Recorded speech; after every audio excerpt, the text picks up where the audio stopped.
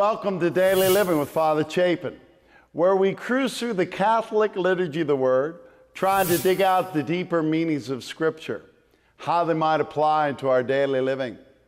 Yes, my friend, that's what we do.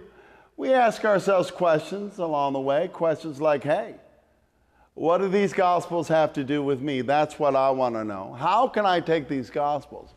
They come to me each and every week and apply them into my daily living so that I can become a reflection to this world of, God and His love. I mean, look around, my friend. There's a lot of bad news. How can I take the good news of Jesus Christ and apply it into my daily living so that I can become a light in that bad news? Shining through that darkness, I want to be a tool in the hand of God. I want to make a dent in the universe. I want to make a difference. How do I do it? That's what this show is all about. And I'm so glad that you could join us today because this is special. We have a special edition of Daily Living today. You see, I've been doing this show for, I don't know, time flies when you're having fun. I would say 5 years or so. And I have a teleprompter over the lens. And so I work on my message and I get very familiar with it, but I upload it to the camera and it rolls. Actually, you know, it's really cool because I got this camera now where it rolls. It's not above the camera.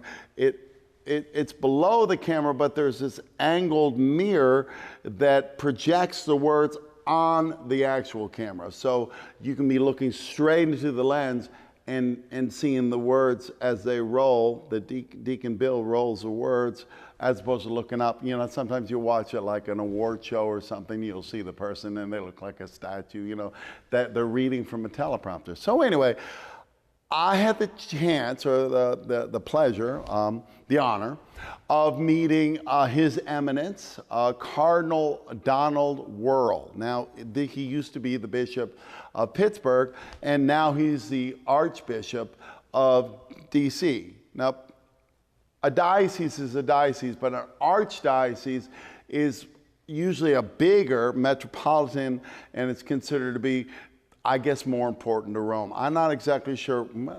I probably should. I'm going to get in trouble. I don't think that an archdiocese is more important than a diocese, but it's just the way these people that are smarter than me figure these things out. So anyway, he is the Archbishop in D.C., but he is a friend of my bishop. And so I was with my bishop and he introduced me to Cardinal Wuerl, and he has a television show. And so we were talking about broadcast ministry, and I had mentioned something about the teleprompter, and he looks at me and he says, oh, you shouldn't use a teleprompter. I'm like, what? Oh yeah, no, you just talk to the camera, right?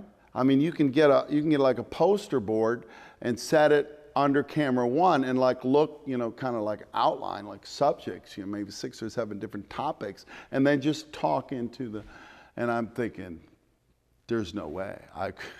I couldn't do that. I mean, I need my script because I don't want to get lost. I mean, talking on television without any kind of script, that's terrifying. You know what? That's like being in a stormy sea without a life raft, you know, or without something that would preserve it to hold on to, right?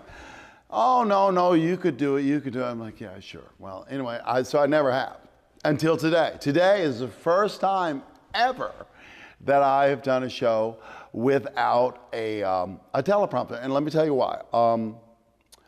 This is not a live show. I tape this show in advance, sometimes up to about a month ahead of time. So in case something goes wrong, whatever, because something always goes wrong, that you have the show already there, so you're not, you know, stuck without anything to show. So what that means is when I preach the actual homily in front of people live, I am revisiting something that I wrote a month ago. So it's like you're revisiting an old friend, you know. And it's hard to translate a show, well, it's challenging, a show to a homily because they're very different, okay? A homily is in front of people live, and it needs to be linear. It needs to be straight, like a bullet, like just firing towards, a point, hopefully, right? And not have a whole lot of bunny trails and stuff that really doesn't inform that point. And of course, I live in the land of bunny trails because that's where all the fun is, okay? I mean, you can make a case that makes it interesting, but it isn't really the hallmark of a good homily. A good homily is something that you can sum up in a sentence. You know what I mean? If you can't explain what your homily's about in just a sentence or two, usually it takes 2 or 3, but if you can't sum it up in 2 or 3 sentences, then it's not a good homily. It needs to be able to be summed up simple. And it's also really nice if you end where you begin. Now, another thing about public speaking, just in general, since we're talking about this, is there's 2 things you always have to do, okay? Number 1, never get in front of people without knowing exactly what the last thing you're going to say is.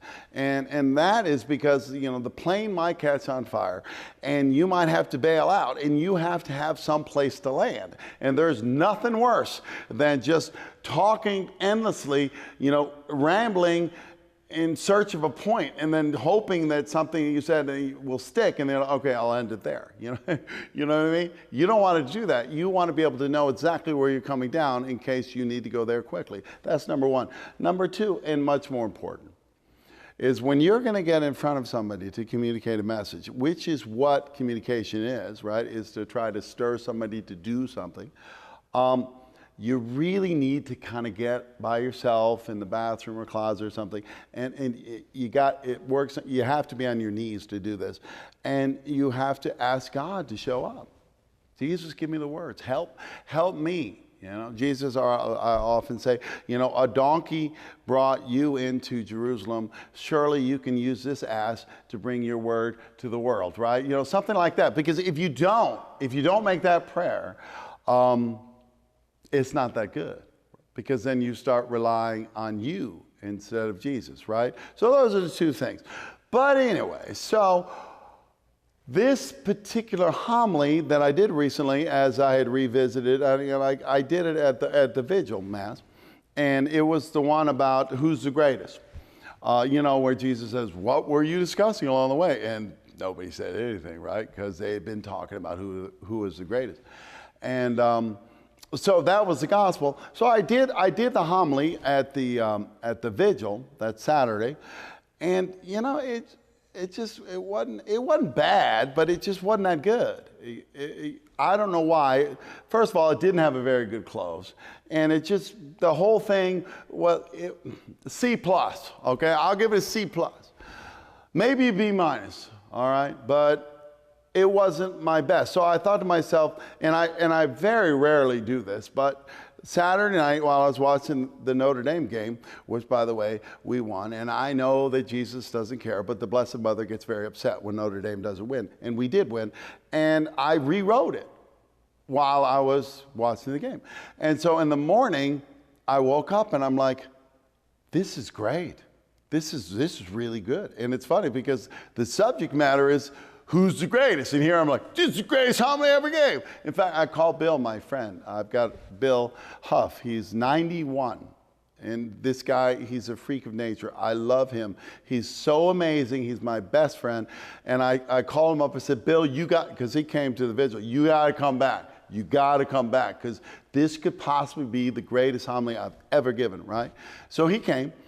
And yeah, he liked it. Okay, but then I did the 9, and then I did the 11, which at another church, and then I go to the federal prison, the women's prison, at 2:30. And by 2:30, I'm thinking, this is the greatest homily ever, which is funny because it's, like I said, it's all about who's the greatest.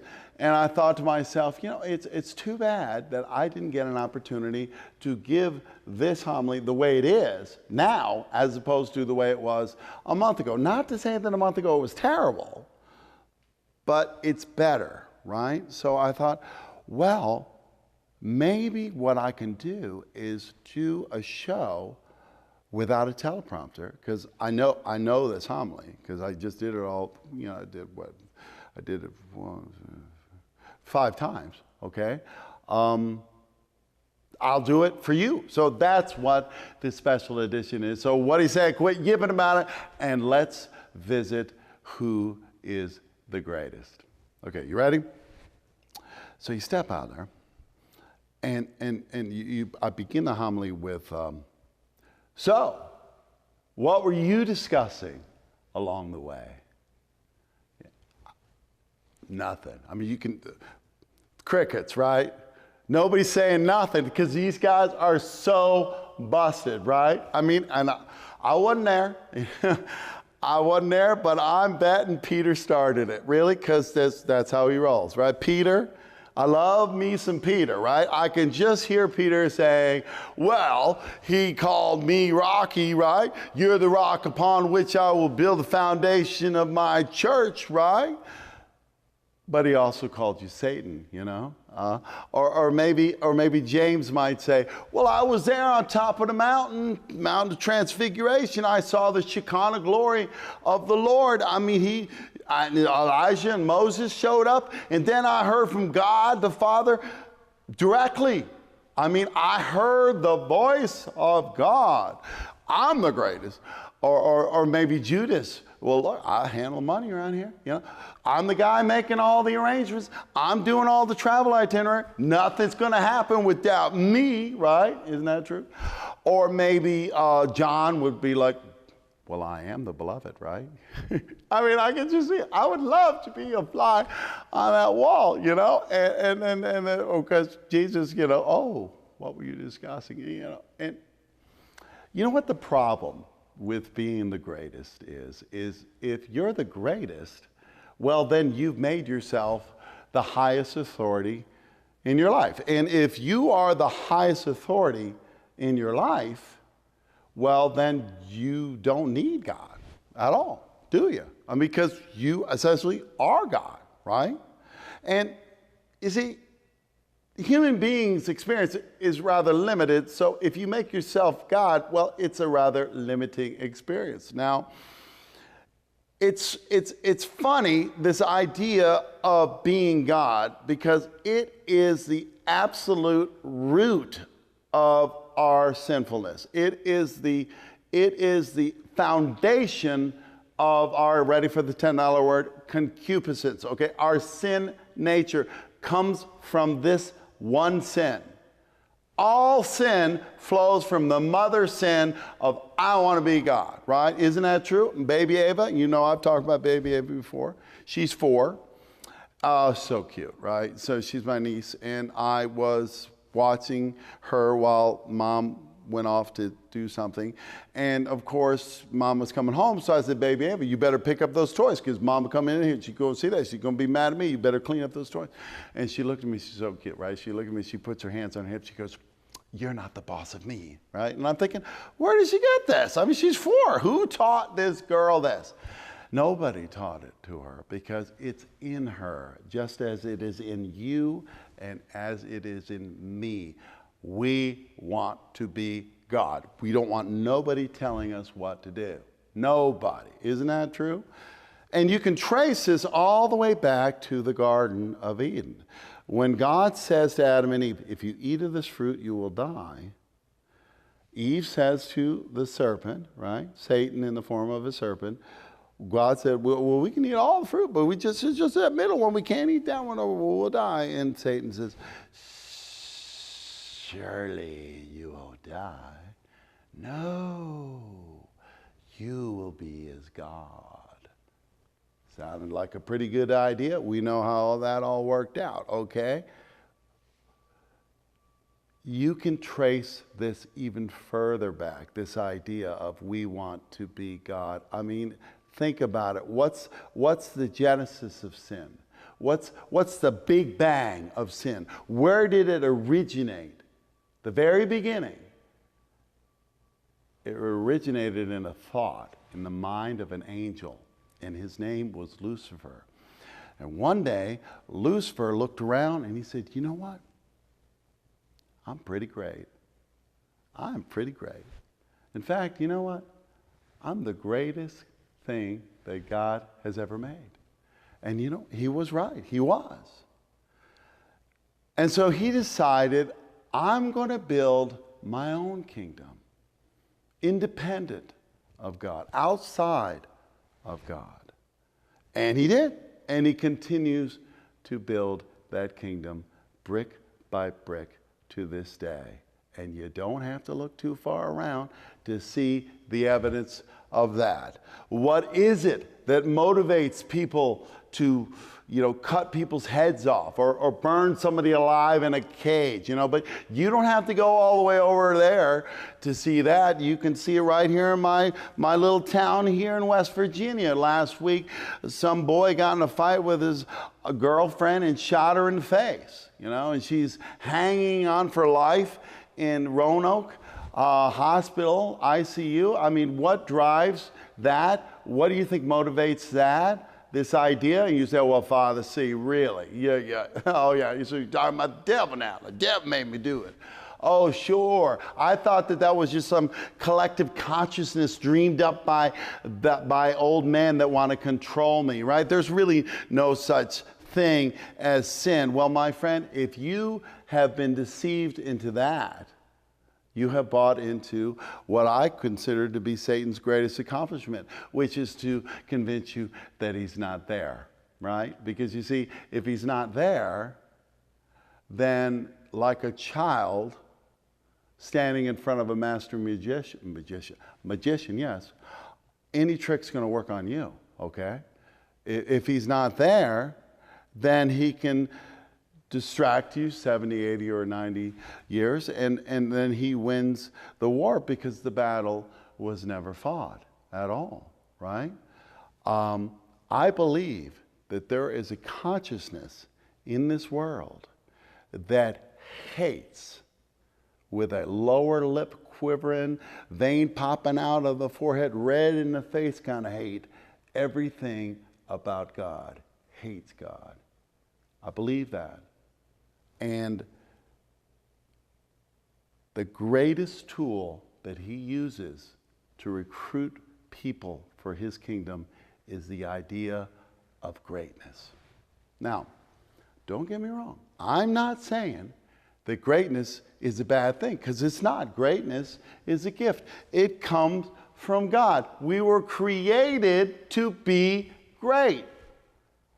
Every year, I have these football teams, professional. One is the New Orleans Saints, and the other was that Tom Brady team, the Patriots, right?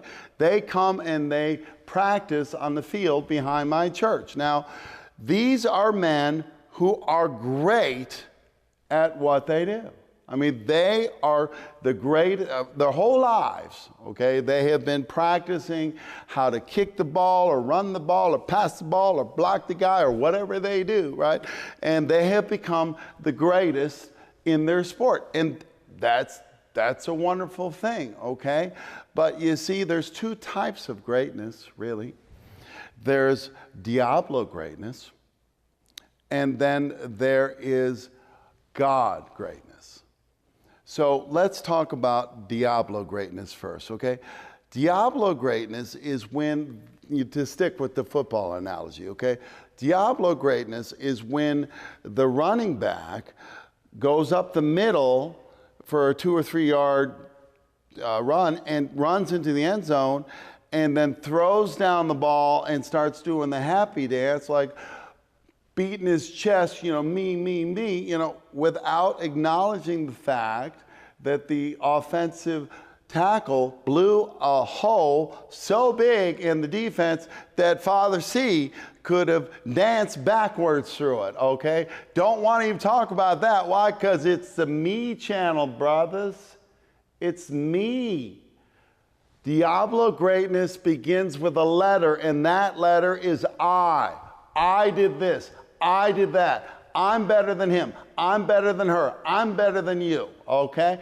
The sooner everybody realizes that it's all about me, the better off we're all going to be, okay? That is Diablo greatness. Diablo greatness is self-centered and self-focused. It's all about me, right? Okay, now God greatness, on the other hand, well, it begins in gratitude. And that gratitude slowly morphs into humility, right? When we realize that no matter how long we've been practicing, no matter how hard we've been working, the source of greatness is only one place. The source of greatness is only one thing. That is the perfecter of all greatness, which is, of course, God. You see, if you think that you're the greatest person, then you don't listen to anybody else. Isn't that true? Because, well, you're great. Why would you listen to anybody else if you're the greatest? You see, if you are lost in that type of distraction in this mammon world, as you pursue your career, or as you pursue your hobby, or as you pursue your relationships, or whatever you're going after, okay? If you lose yourself in the distractions of this mammon world, convincing yourself all along that you are the best and you're the greatest, then God can't talk to you at all, because you can't hear. I mean, oh, you can hear, but you can't listen. Because, you know, there's a big difference between hearing and listening now, isn't there? Hearing is when our ears have an auditory response to sound waves, right? That's hearing, okay? I hear you, all right? But listening is when those sound waves like flip a switch in the brain and like a synapse fires, and it actually makes a difference, right? That's what listening is, okay? If you are so myopically focused on self, God might be trying to teach you today and you can't hear. I often hear people say, well, not often, every once in a while I'll hear somebody say, well, God never really talks to me. And I'm thinking, well, you know, maybe, and just consider the possibility that He's been trying to talk to you for a long, long time. And, you know, you got to open up the door. I mean, regardless of how hard Jesus tries to reach you, the one thing I know about Him is He's not going to bust down your door and come after you. You got to open it for Him. Isn't that true? Imagine for a moment that today was the last day of your life. And imagine that you were crossing over to the spirit world, crossing over to the next life. And as you're crossing over, you heard the voice of Jesus say, what were you discussing along the way? How sad it is to be at the bedside of somebody who is dying, and as they're looking back on their life, it is often not the things that they did, but the things that they didn't do. And the things that they didn't do didn't happen because they were so lost in the distractions of this world as they pursued greatness. You see? There is no such thing as greatness outside of the very source of greatness. And this is very easy for us to lose sight of.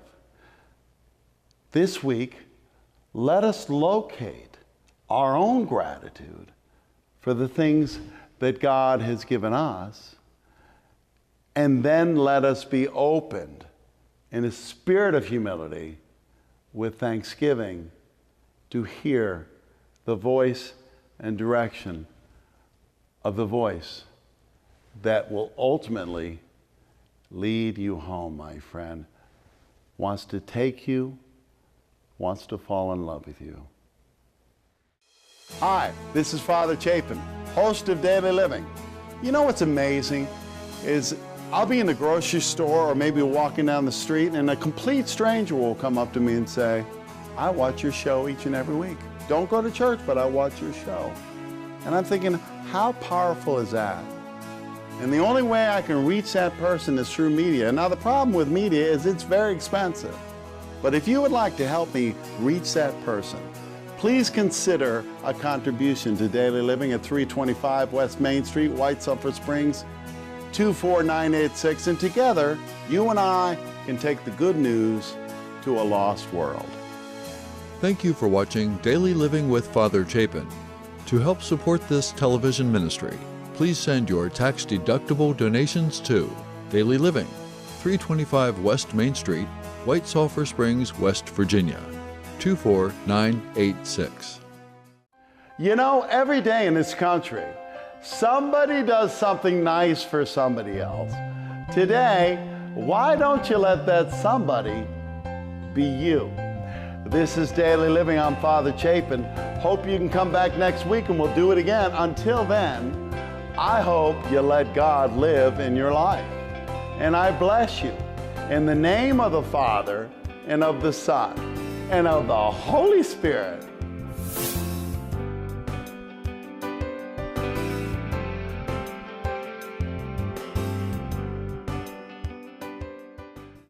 Hi, this is Father Chapin, host of Daily Living. What a pleasure it is to come into your home each and every week to spread the good news, but it's very expensive.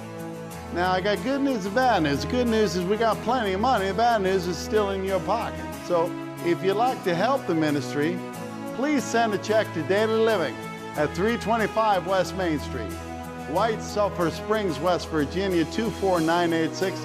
And together we take the good news to a lost world. Hello, I'm Ted Rouse, producer of Daily Living with Father Chapin. I'm here in Werfen, Austria, and one of the things I like best about filming on location is that I never have to miss an episode of Daily Living. I just log on to www.mydailyliving.com. There I can catch the current and some past episodes of Daily Living. So no matter where you are, in West Virginia or around the world, just log on to mydailyliving.com.